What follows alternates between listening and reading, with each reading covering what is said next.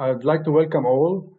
Today, a much anticipated talk about digital transformation. In light of the fourth industrial revolution, we are witnessing a fast-changing world. COVID-19 pandemic even further accelerated it. Satya Nadella said, we witnessed 2 years compacted in 3 months of digital transformation.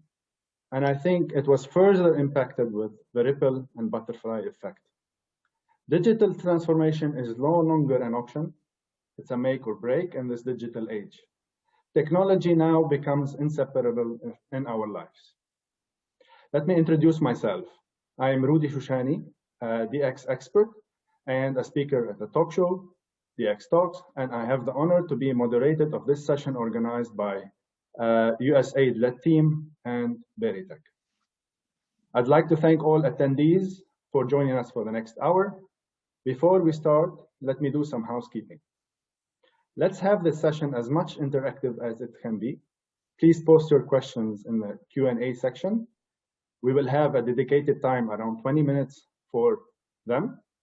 Some of you did share with us your questions upon registration, and we will surely address them during our session. And we will be posting links also for USAID-led websites and material, so you can actually benefit and have value more. I invite you to take note of them for your reference, and this session will be recorded.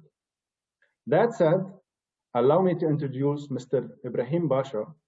Mr. Basha is lead project deputy chief of party. He will be introducing the US-led project. Mr. Ibrahim, unmute. Sorry, guys.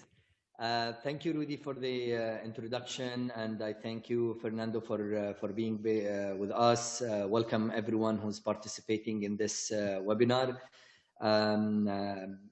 I'm going to speak between Arabic and English, mixed between both for our audience.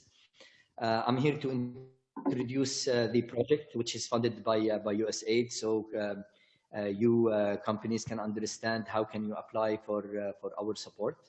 My name, as said, Rudy Ibrahim Basha. I'm the Deputy Managing Director for LED Project, Lebanon Enterprise Development Project.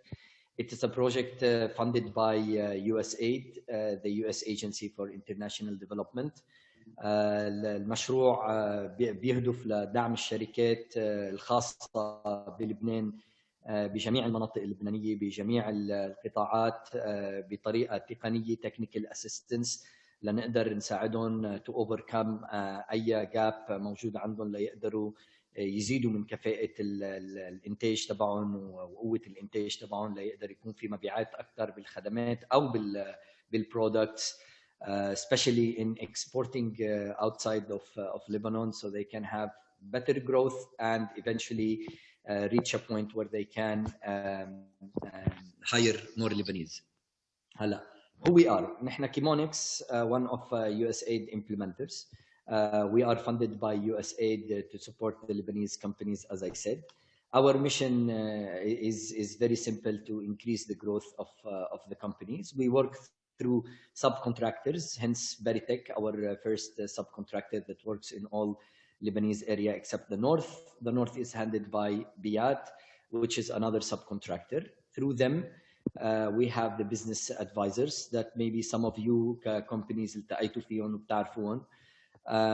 The BAs usually sit with the company individually, separately, to discuss and analyze شو معقول يكون الجاب اللي عندهم technically that they need, knowing their market-based or buyer, for example, of technical assistance اللي نحن بنقدمها لأنه ما في شيء محدد.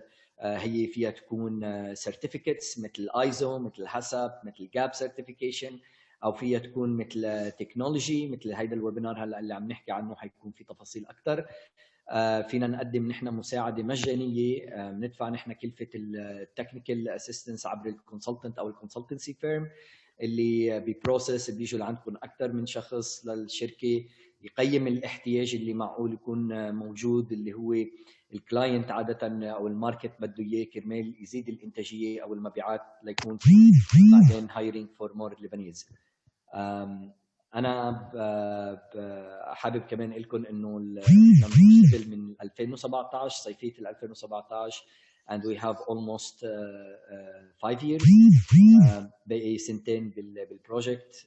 ساعدنا لحديت هلا اكثر من 250 شركه، ساعدنا بخلق اكثر من 1000 وظيفه. ومثل ما قلت المساعده هي فيها تكون باي قطاعات موجوده، فيها تكون تكنولوجي او غير تكنولوجي. في ناس بيكون يكبروا شركات خاصه وبيكونوا بدهم يعيدوا هيكله الشركه عندهم، او سيلز او ماركتينج او ويب سايتس او اي ار بيز او اي كان سيرتيفيكيشن موجوده، نحن هون لنساعد. بالشات حنعمل اد لللينك اللي الشركات فيها تقدم عليه كابلكيشن، وبعدين from our side نحن we send the BA يمكن من باريتك او من بيات ليقعد معكم كشركات يتحدث معكم، نقدر نفهم شو معقول تكون العقبه الموجوده تكنيكلي لنقدر نحن وياكم نتخطاها ونساعد عبر التكنيكال اسيستنس. في عندنا اكثر من كومبوننت ثاني اللي هو بزنس انيبلينج انفايرمنت وجرانتس، ولكن هن كومبوننت اصغر اللي حيلا شركه او مؤسسه فيها تكون تساعد بتحسين بيئه العمل بلبنان، فيها يقدموا على منحه من موجوده تبعنا بالسوشيال ميديا. ما بدي اخذ من وقتكم كثير في الكيو اند اي، فينا كمان تسالوني اسئله وفيني جاوب عليهم. لرودي اللي حيكون هلا يقدم فرناندو واللي حنحكي فورورد عن الويبينار. Thank you so much. Thank you, Ibrahim. كمان لك. It was very valuable. With that, let's start with our guest and main speaker, the one that we've been all waiting for, Mr. Fernando Polo. Let me introduce Mr. Fernando. Fernando is a co-founder and CEO of Good Rebels, a digital strategy and creative company working with clients like Toyota, IKEA, LG, Abbott, and Lexus, and many more.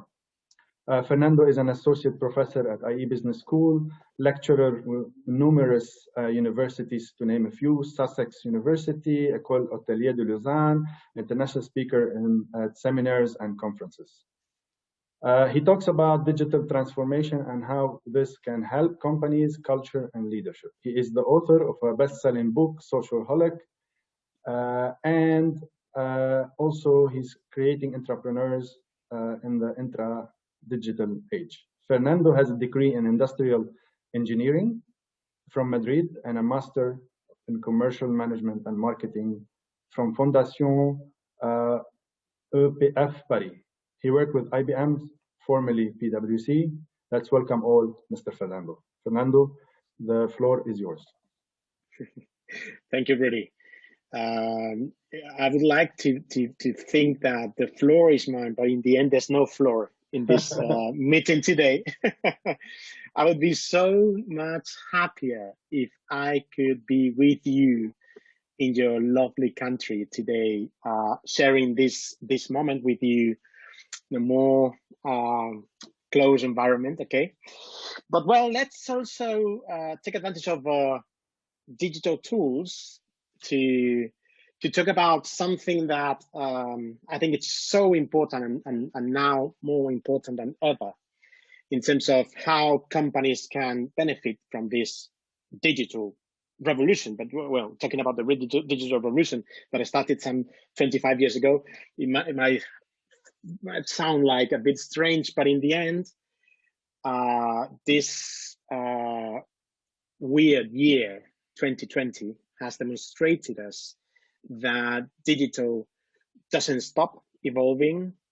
And I really wonder how much this will last, the capability of digital tools to surprise us. And let me share with you some slides I prepared for this presentation, and so that we can start talking about I hope that you can see my screen and you can see the slides. Great, thank you, Rudy.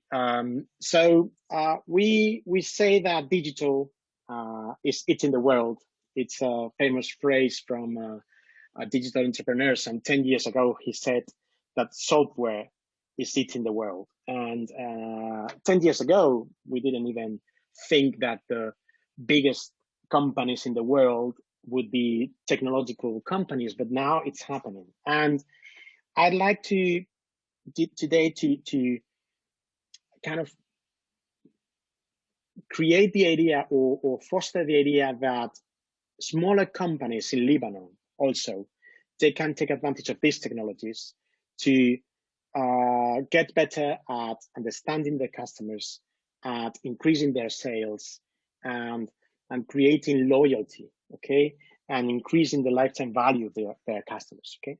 Let's start with this reflection. Some 20 years ago, I co-founded a company called Dice la Red in Spanish.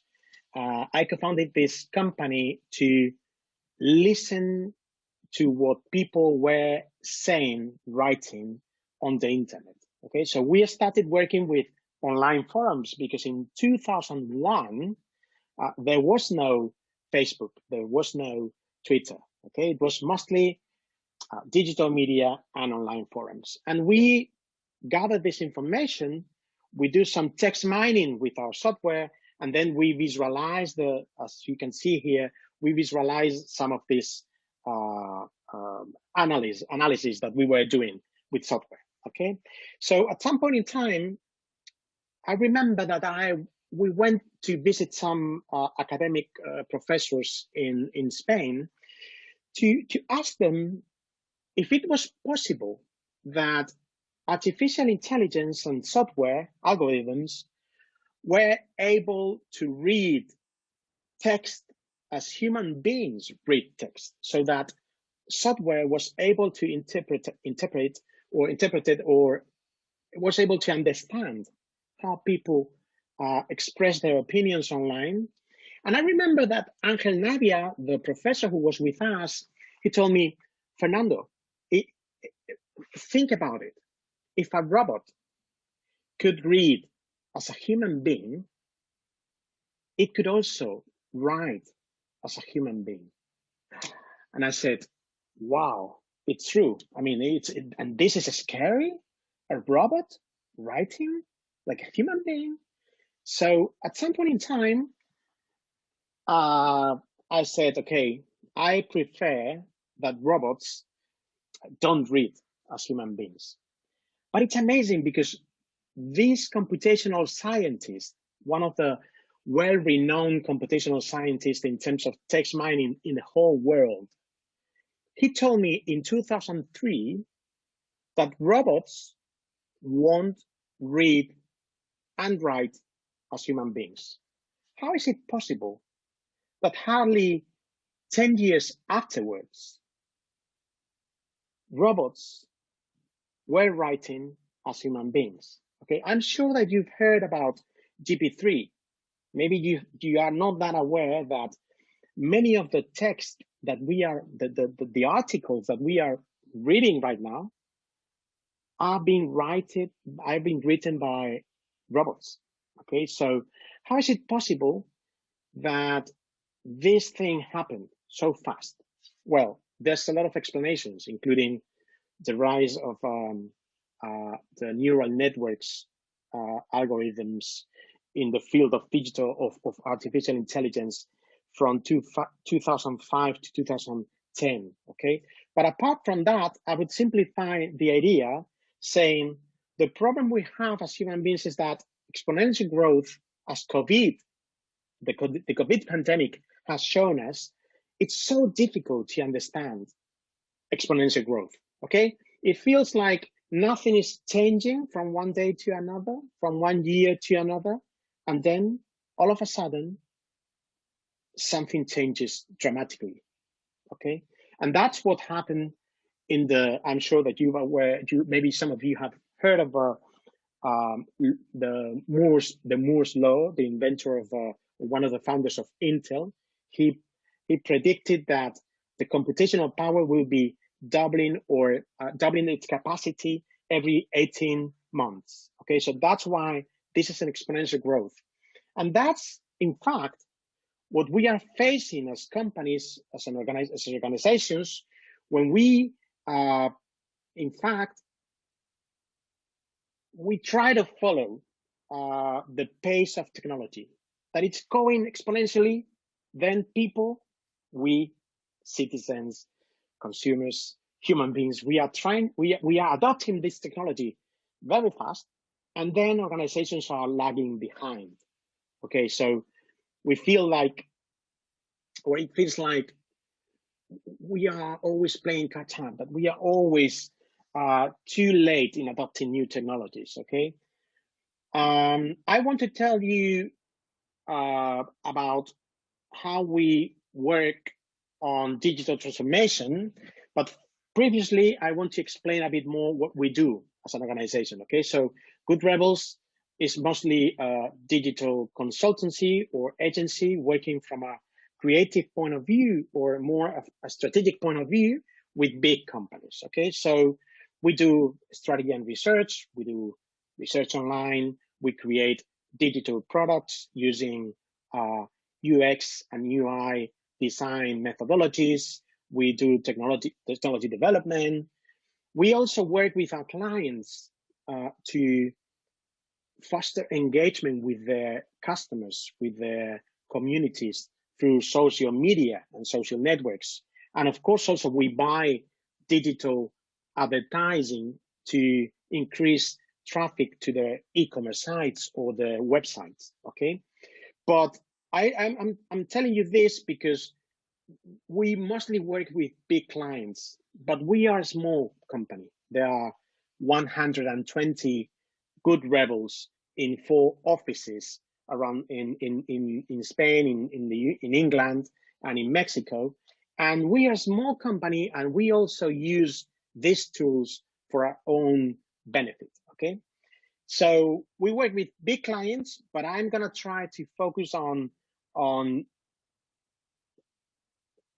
how smaller companies can use these technologies in an easy way. Okay, so when we talk about digital transformation, we normally use this kind of framework. We say, look, companies that are facing this trend, they should organize their work in 3 different areas.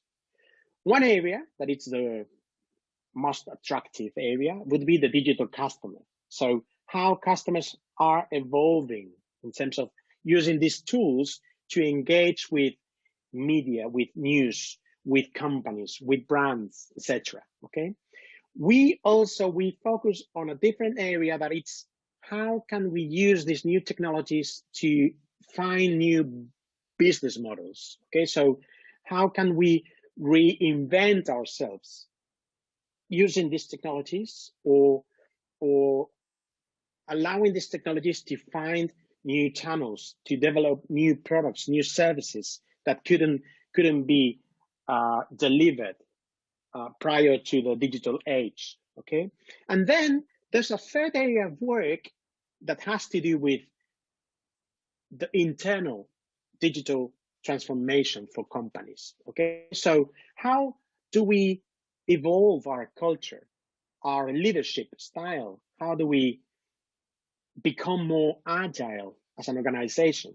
And also, how do we become more data driven? That means, how do we get data and foster a culture of decision taking based on data and not just intuitions? Okay, so we are going to talk mostly today about the digital customer and how companies can use digital marketing, for example, to increase lifetime value of their customers, or to sell more, okay, or to access new countries and new markets. But we will also have an example of a small company using e-commerce to become a multinational.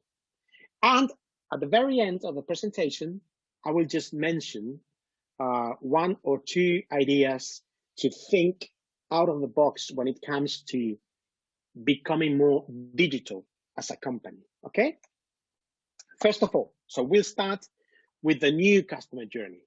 This drawing here would represent more or less kind of the journey of a passenger in an airport, okay? More and more, the touch points that we are experiencing through our journey in a real, the preparation of a real trip, the touch points are more digital. We are having our smartphones with us. We are receiving notifications. We are receiving notifications from the airline we fly with, if there's a delay in our flight. And I know that it's quite sad talking about this area and this industry in this moment, because they are really suffering. And I am quite concerned because I am a big fan, for example, of EasyJet. And I fly Gatwick to Madrid, London Gatwick to Madrid. I used to fly nearly every week, and now I am staying mostly at home and hoping that EasyJet will overcome this crisis. Okay, but what I want to focus on is that we as customers, we are having more digital touch points in our relationship with brands and companies than ever. And my point here is that if you look at how we depict the new consumer infinity loop, this kind of, okay, we get to know a new brand, a new service, we evaluate this product, we decide to make a purchase, we enjoy the product, and maybe we become more, we become emotionally we create this emotional bond with these products or services, and then we become advocates for these products.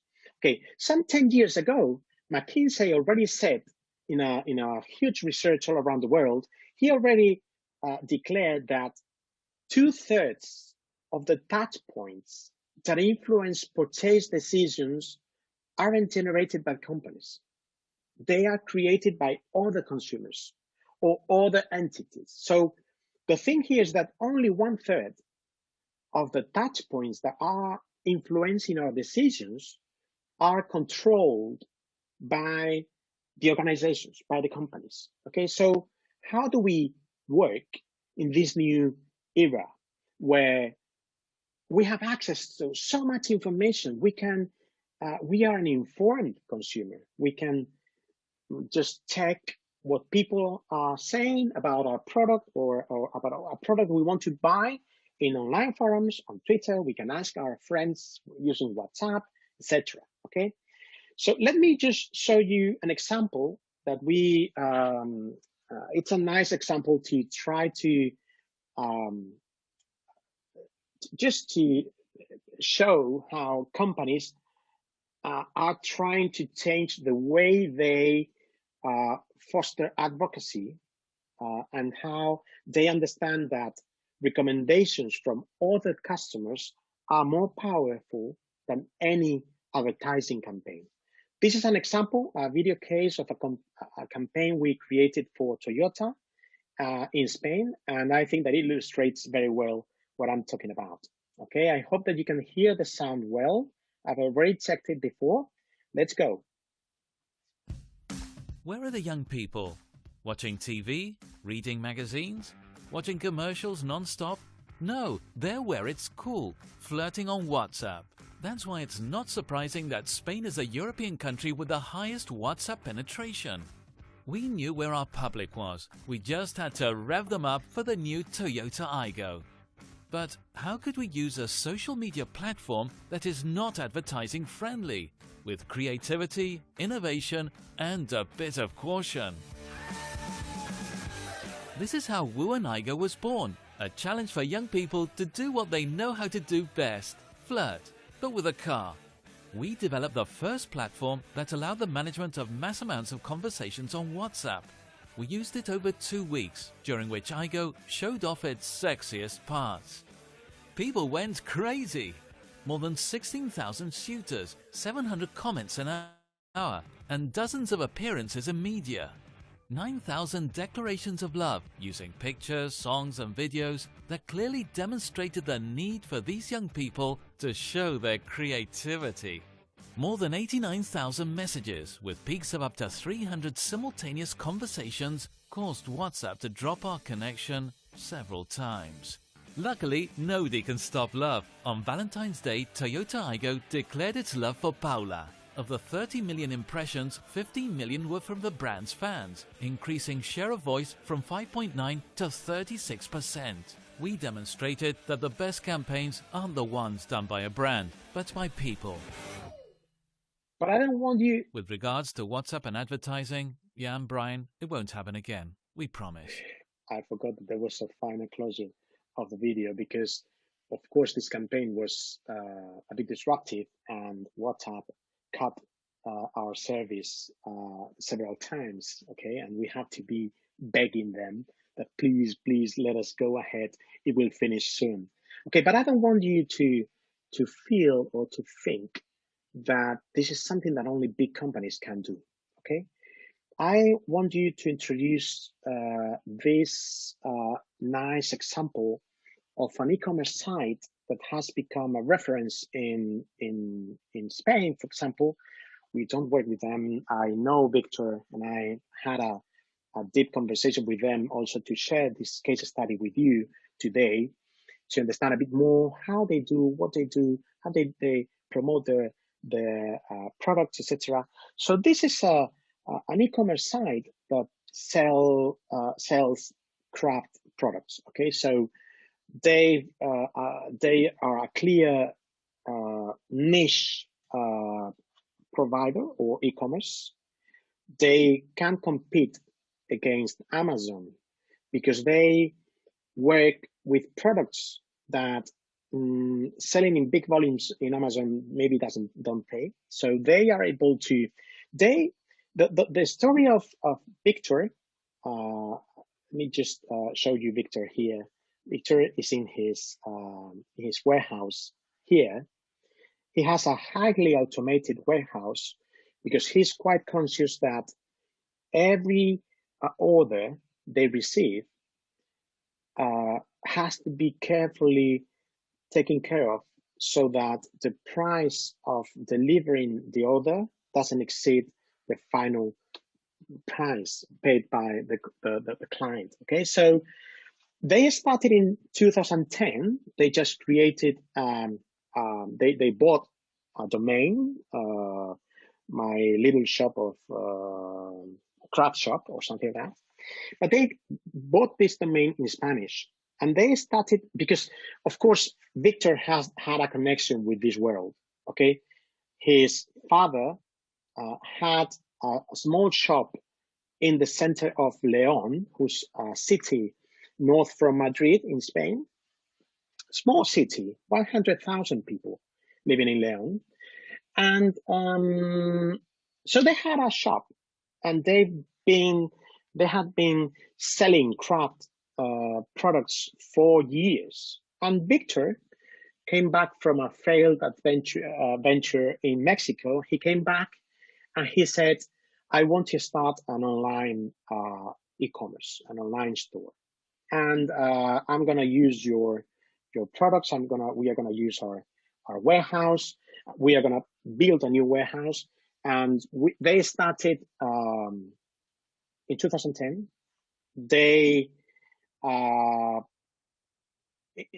Victor says that it took 10 months to receive the first order on the online shop, okay? And at some point in time, they realized that, yeah, they were able to sell. Now, Craftelier, the name of a website for European countries, not for Spain, Craftelier sells more than 700 orders per day, okay?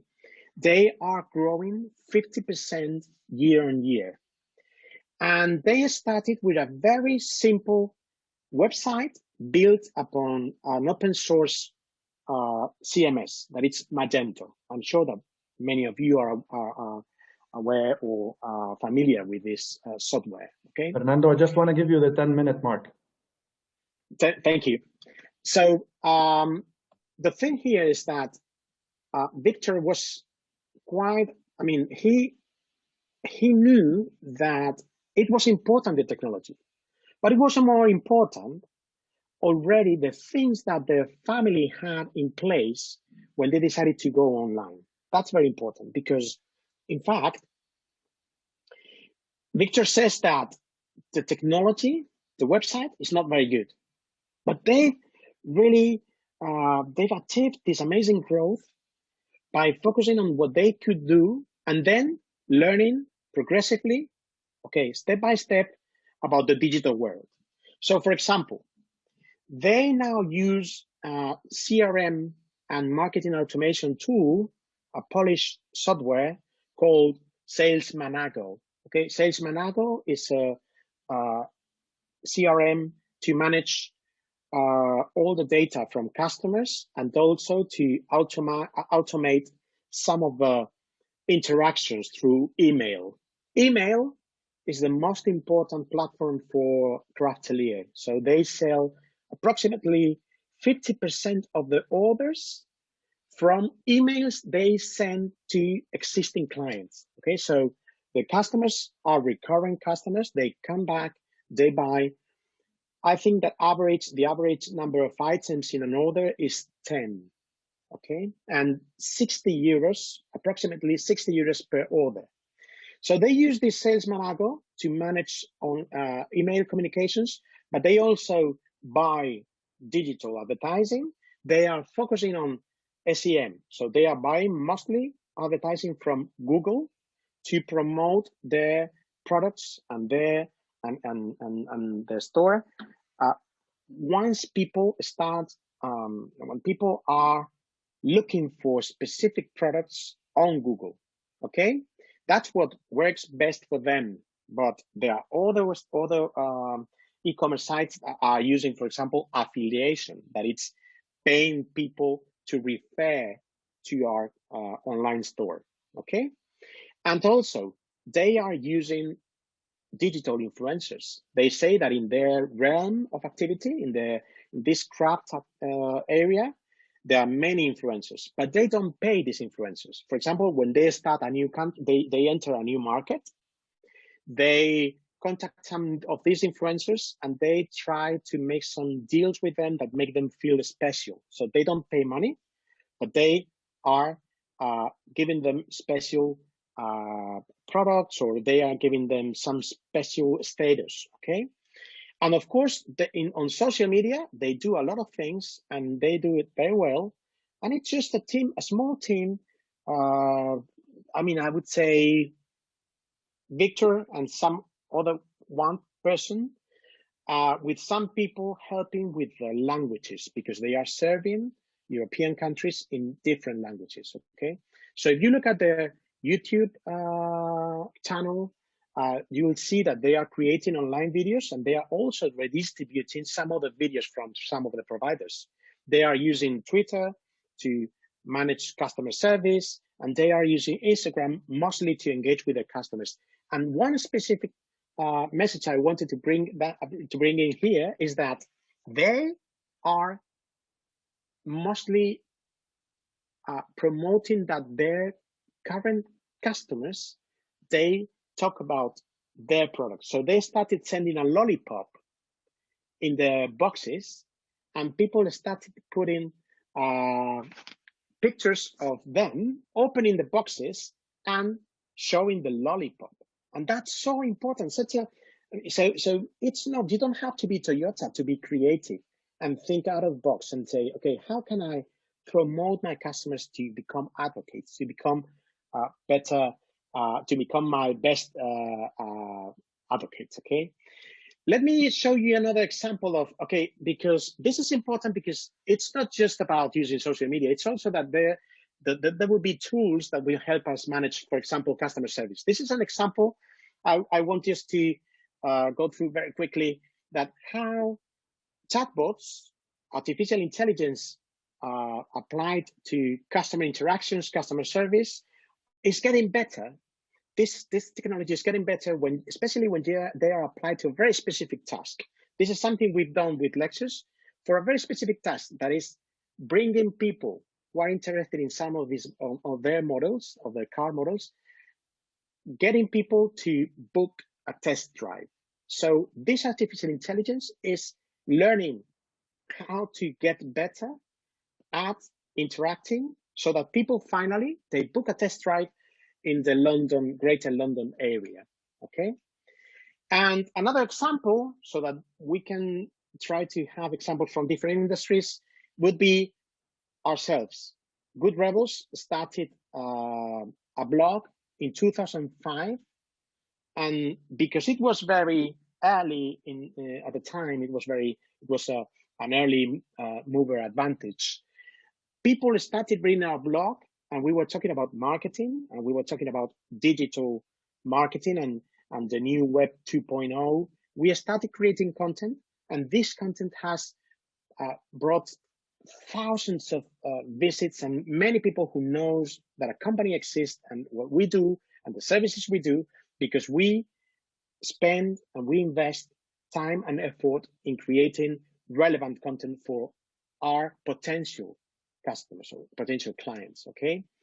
And we use, like many other B2B companies, we use a mix of inbound activities like creating content, like giving webinars, etc., with some outbound activity that we have people in the sales area reaching out and contacting potential prospects, and also buying some digital advertising to get people in the loop and then to generate leads and nurturing these leads, okay?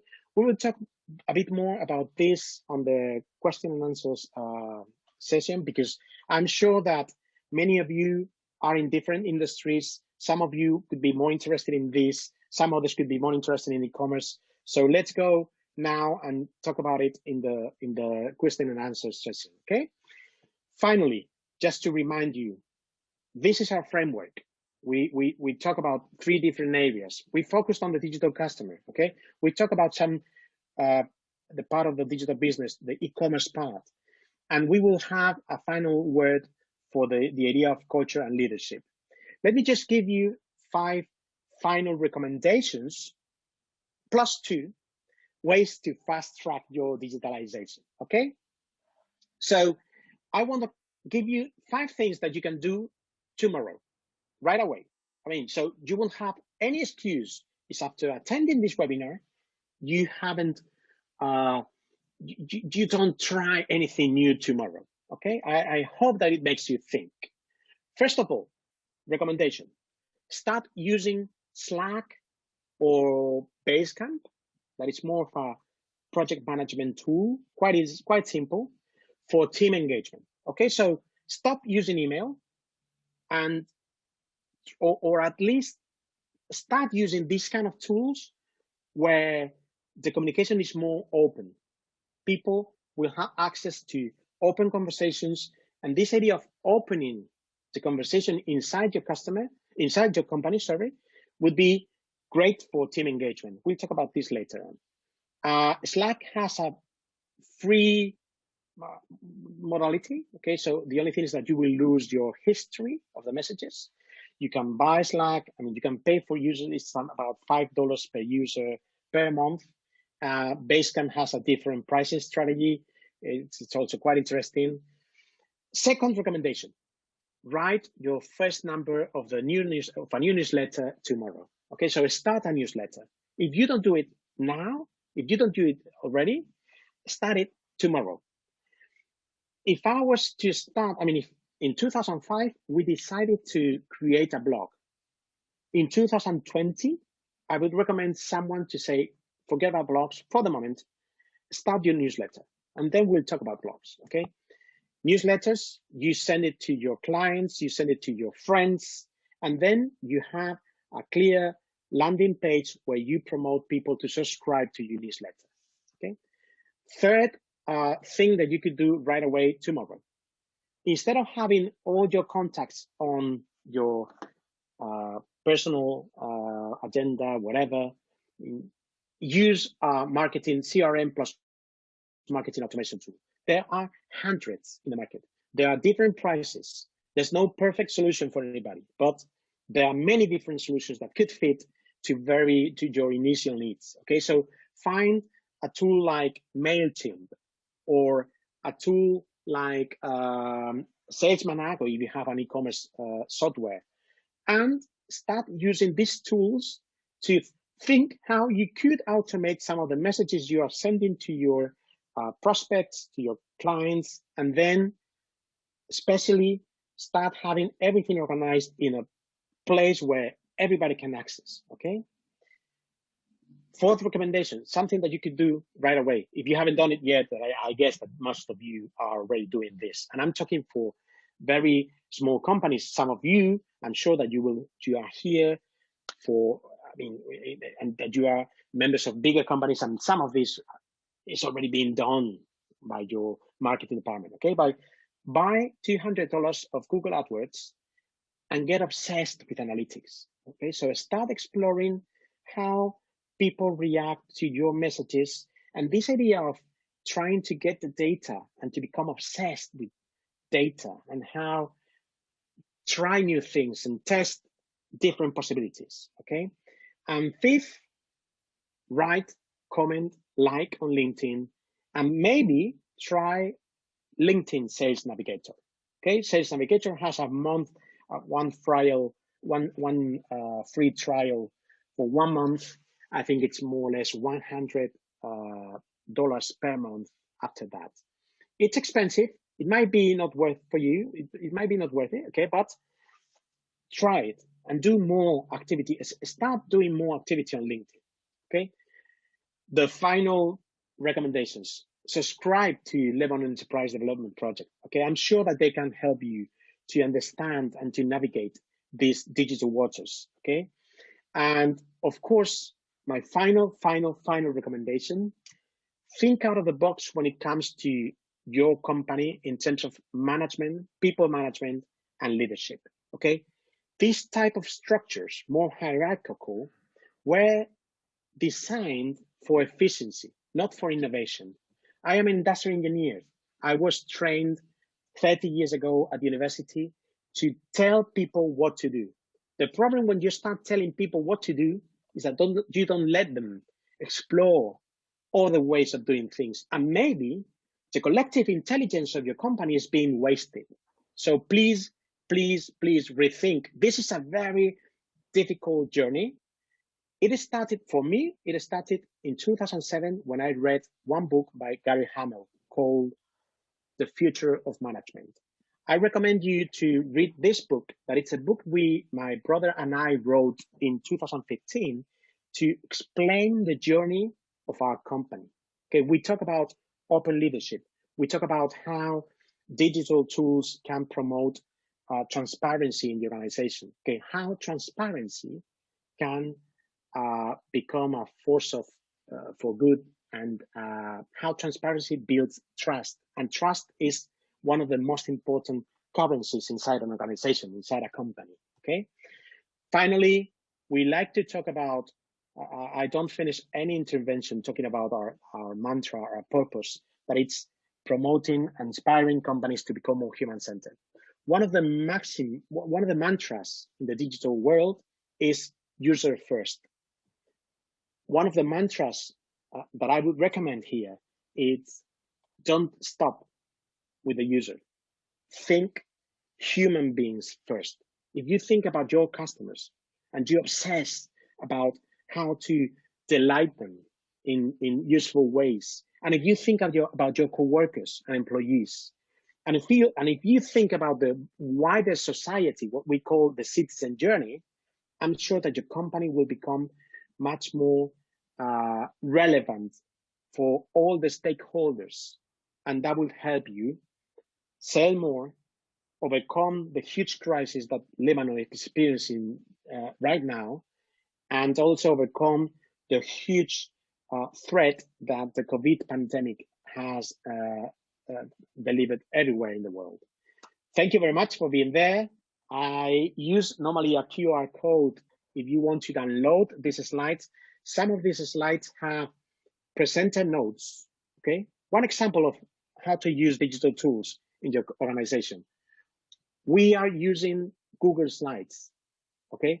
Google Slides are one of the best tools to collaborate. If you have a professional service firm, a consulting, whatever, working together on these slides with a number of people, it's an amazing fit and an amazing shift for companies, knowledge companies like ours. Okay, thank you very much for being there. Thank you, Fernando. Rudy, I'm all yours. Thank you, Fernando. I think you touched base on our Lebanese problems a lot, and then you gave us a lot of tips, especially the 5+2 tip, which I think was an excellent part. And taking the example of the Spanish company, which came out, I think, after the economical crisis. And I know Spain was in a very bad economical crisis. And I think innovation also, a lot of innovation started after the economical crisis. So thank you for giving all of this related info. And with that, I'll start the first question from Amir from the audience. We received hundreds of questions, so please bear with us. The first question, I think you should have, you did mention about it, and then now the question will highlight more, which is about spreading the culture of digitization between customers. And I would say, I think first it has to start with the company and then with customers. Please elaborate more. Yeah, well, it's important. I mean, I'd say that based on my experience in the digital world, most companies start this journey because of the clients, because of the customers. They are forced. I mean, in the hospitality industry and the travel industry, digitalization started very early, and they were forced to do this. Okay, so even if we think that theoretically it should start internally and then go into the customer, I'd say that most companies that I've known in the past, they've started by the customer. Okay, but of course the problem with this is that I've known many digital companies who became digital, imagine, in the year 2000, and that lost their advantage in 2010. Why? Because they focused on tools, they focused on software, they focused on transactions and e-commerce, but they forgot that innovation, it's about people. It's about people willing to innovate. How do you foster this culture of innovation, this culture of willing to make mistakes, willing to break things? Well, this is a cultural thing inside a company. And what we say is that we promote digital values. And when we talk about digital values, we try to explain, look, if you look at the original communities, digital communities in the 90s, so the hacker ethics or the software programmers and online communities, you look at them and you feel like, first of all, there are no formal hierarchies. There are no formal bosses. People, they engage in the conversations they like. They build knowledge, talking to each other in a Socratic way. They foster and they, let's say, they reward meritocracy. And that's how companies should try to build and to bring in these digital values inside the company. So my first recommendation there will be for all the founders, the owners that we have today here in the audience, for all the high executives in smaller or bigger companies, please do this yourself first, and that's why we recommended our clients to start playing on Instagram, to start playing on LinkedIn, to create a blog for themselves. Because once you start creating a blog, you understand the mechanics of the digital interaction. Okay. I think sharing data and creating content is today what drives us all. And I will add to you, if you're not creating content, start today. I think today is your chance. And then I'll take another question, which is in the state of Lebanon, taking Lebanon as a case. How can the affected small and medium businesses, SMEs in Lebanon, adopt digital transformation model using technology, such as e-commerce and other channels, to maybe reinvent themselves and re-accelerate growth? And I will add to that, if you can slightly just recommend some maybe tools also to help on this. And then I know you have some blogs on this, so. Yeah. So I mentioned some technology, some software tools along my presentation, and I'd like to say, for example, I know that it's, and please help me with the question if you think that I'm going, Sure. what I'm thinking of wrong, but it's, for example, I would like to restate the importance of using open tools to communicate with customers or to communicate with your own team, okay? So when you decide to send an email, the problem with email is not dead. In fact, I'm recommending to start a newsletter, so through email, okay? But you mentioned before Slack, email, for example. Yeah, I mentioned Slack, but if you don't even, there's another tool that my daughters, they use with their friends called Discord, Discord, D-I-S-C-H-O-R-D, Discord. I will put it on the chat, okay? And this is more or less a clone, a Slack clone, okay? Why? Oh, you could also use, of course, Microsoft Teams. I don't use Microsoft Teams. I don't know exactly how well it compares to Slack. But Slack, the importance of Slack is that if we create, for example, you send an email and you decide that you're going to copy in this email 10 people. Some of these people, they are not interested in the email. I swear to you, some of them are not interested. They are not going to read it. But curiously, some of the people in your company could be interested in this email. So when you decide who to send this message to, you are closing the opportunities of innovation and collaboration. If I send a message to a group, first of all, I let people subscribe to these channels. You use channels on Slack. You let people voluntarily subscribe to these channels if they are interested, okay? And then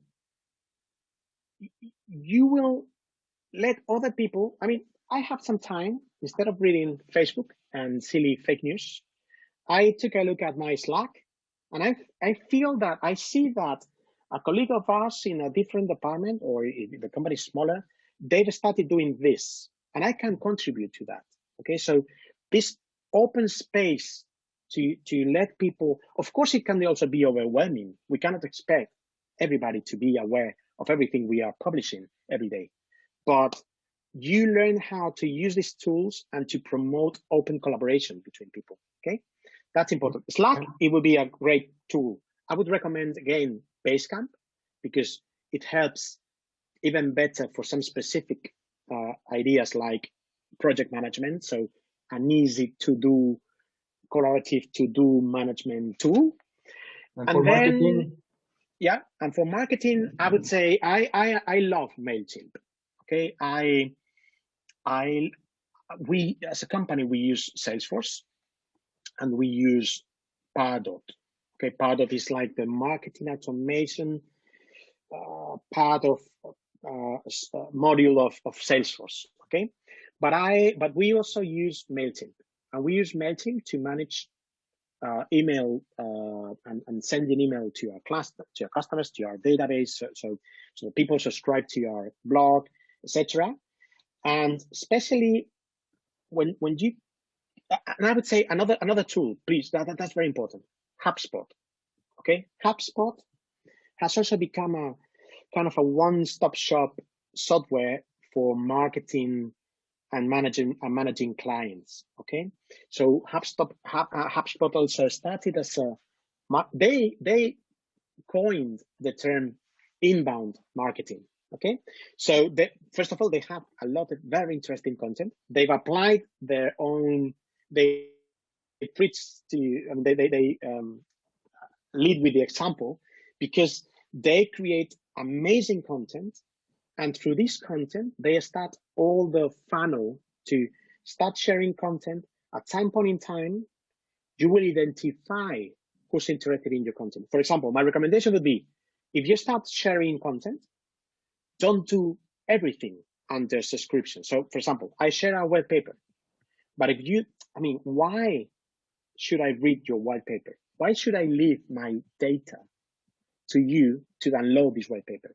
So first, you have to create some trust. You have to, people, they should say, okay, these guys are interesting.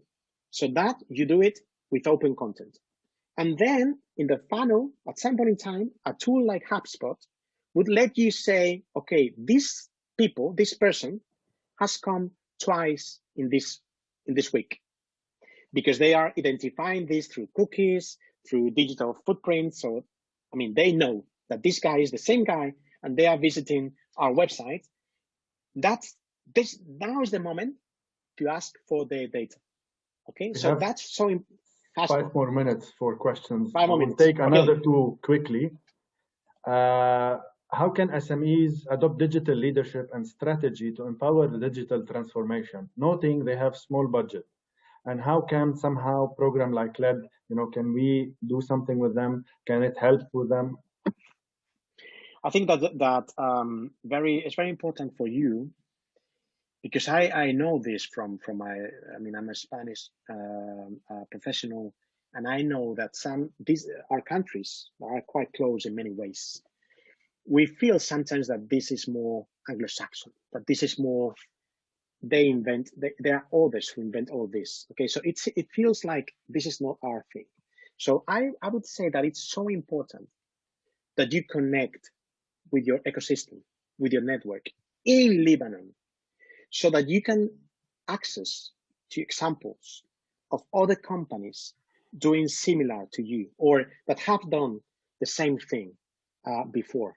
Because you will believe that if a Lebanese company has done this, I can also do it, okay? So that's why I think it's so important that a program like LED exists, because it's not just a professor coming from America or wherever. It's you understanding that you can do this in your context, okay? So that's why I feel that digital leadership has also, I cannot convince you to become a digital leader.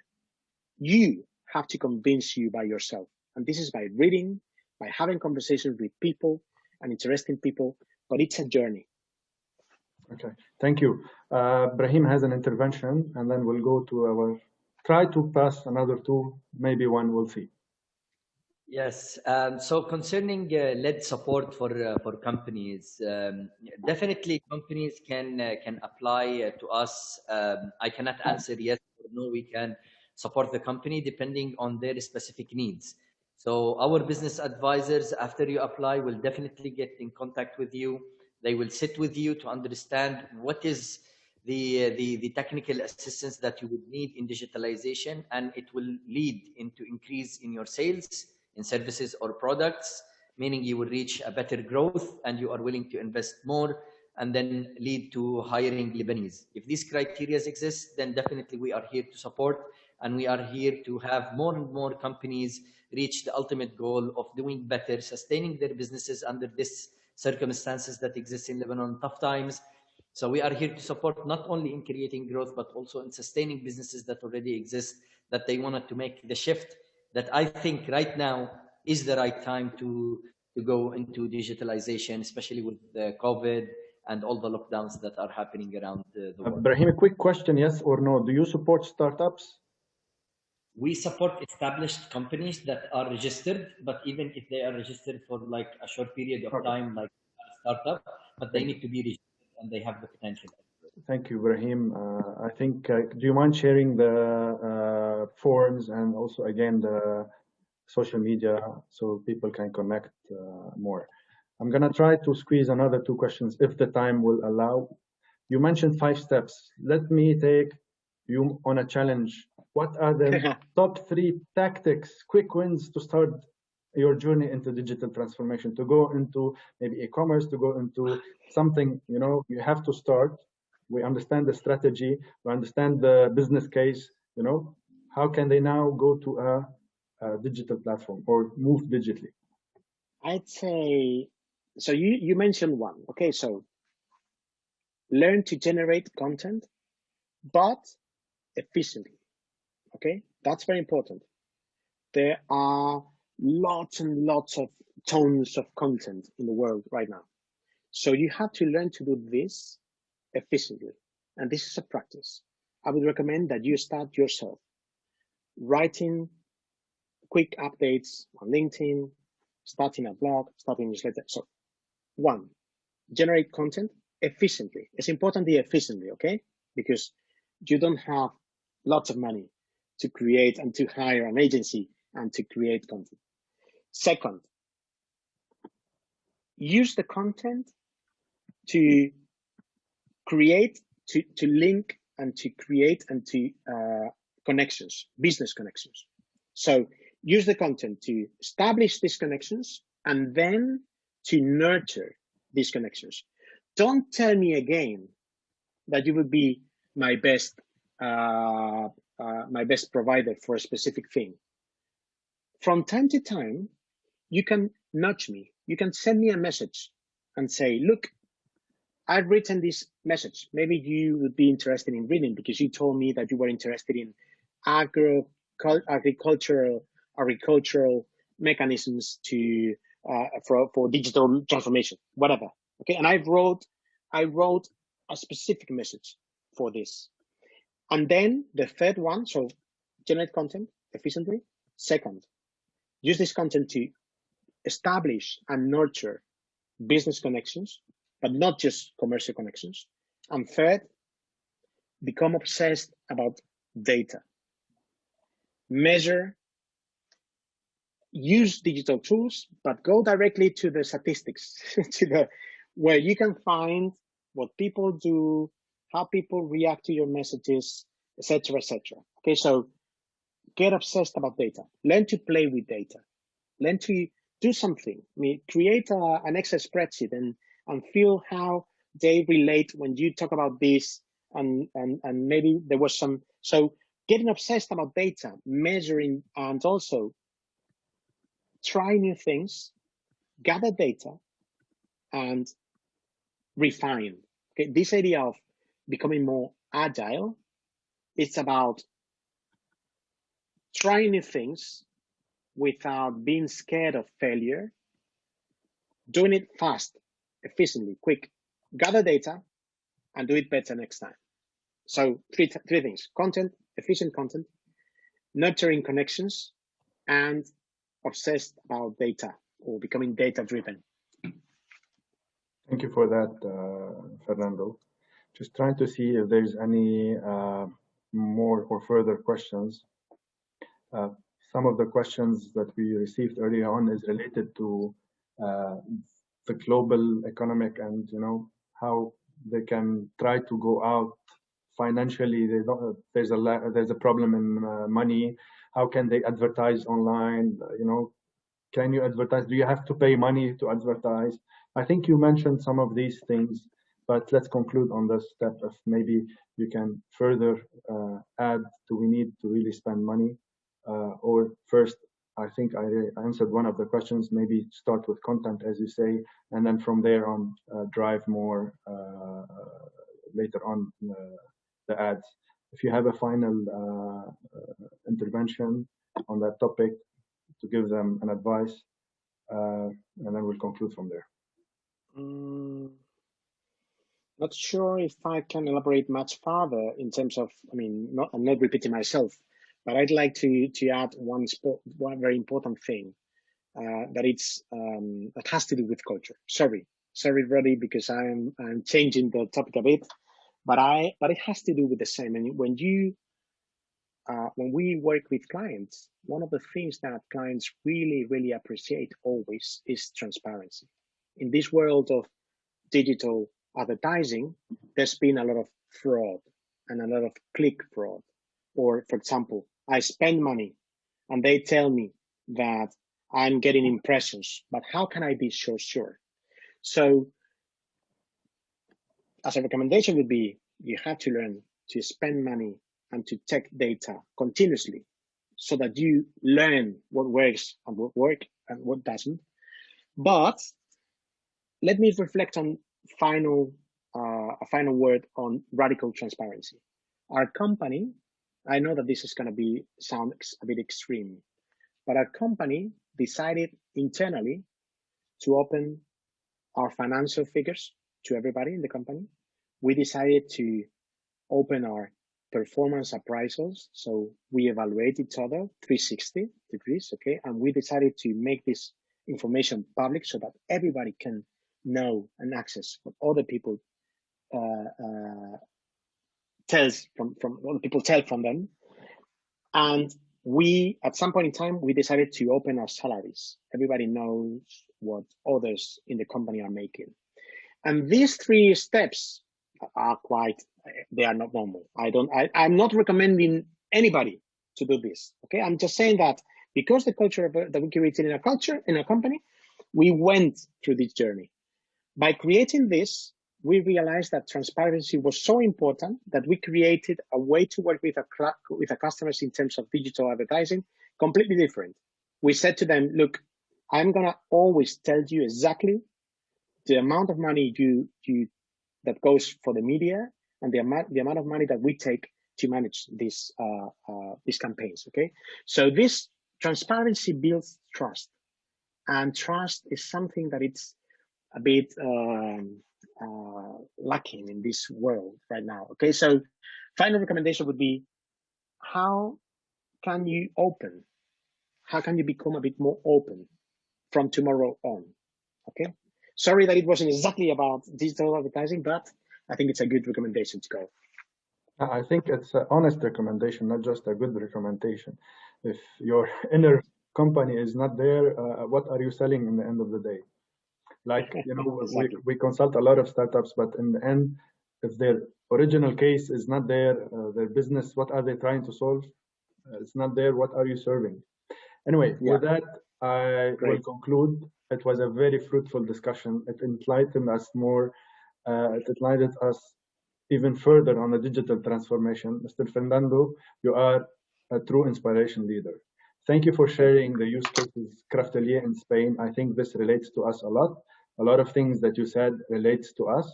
I think in 2010, what happened in Spain also relates to us today, and hopefully we will come out stronger. It was honor and pleasure to moderate this session with you.